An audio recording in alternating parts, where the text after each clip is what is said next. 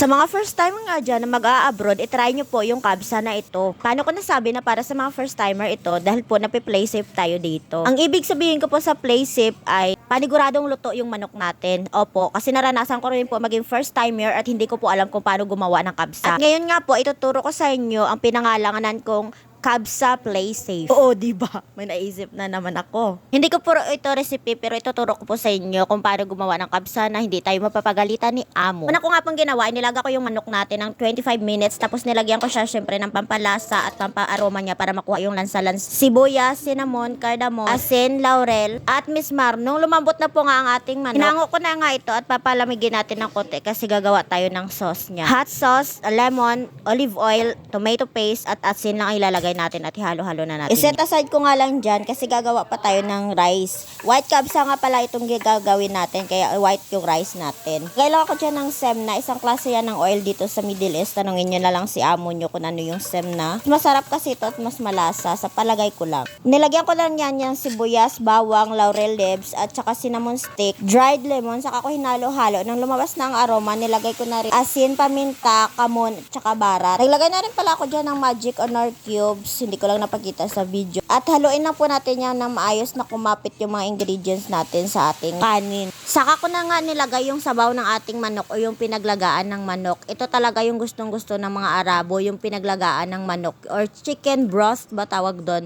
na ilagay natin sa ating or isabaw natin sa ating kanin. Sabaw ba o itubig? Itubig sa ating kanin. Aside ko na lang yung kanin at mamaya na lang natin balikan kasi ipapahida na natin itong sauce ang ating chicken.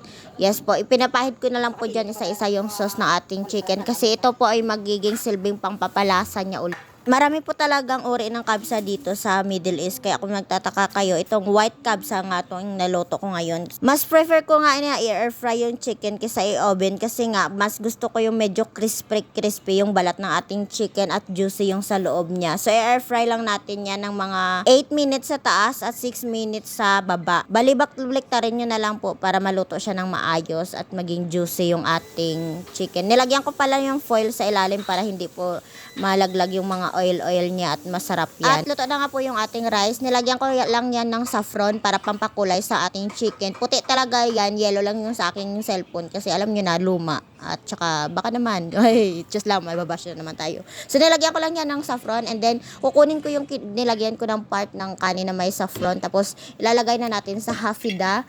Thank you so much sa nagitulong sa akin dyan na maglagay ng kanin sa hafida. So at ipi-plating na natin yan kasi wala masyadong ganap itong plating natin kasi chicken lang naman at saka kanin. So i-choose na yan. Basta ang importante masarap ang lasa. So ipi-plating ko na, ilalagay ko yung may color sa taas para alam nyo na naman mas magandang design, mas masarap na tingnan. And then, here it is ang ating white kabsa play safe na pagluluto.